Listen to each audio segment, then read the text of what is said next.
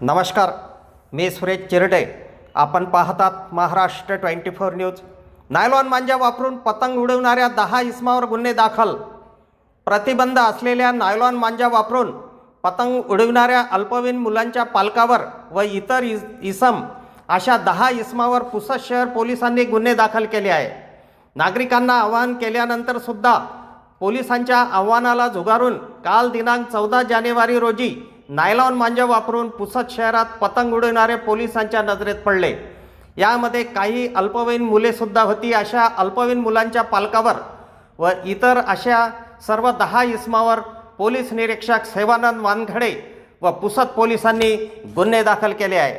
आमच्या पुढील बातम्याचे अपडेट पाहण्याकरिता आत्ताच आमच्या चॅनलला सबस्क्राईब करा व बेल आयकॉनवरती क्लिक करा. धन्यवाद.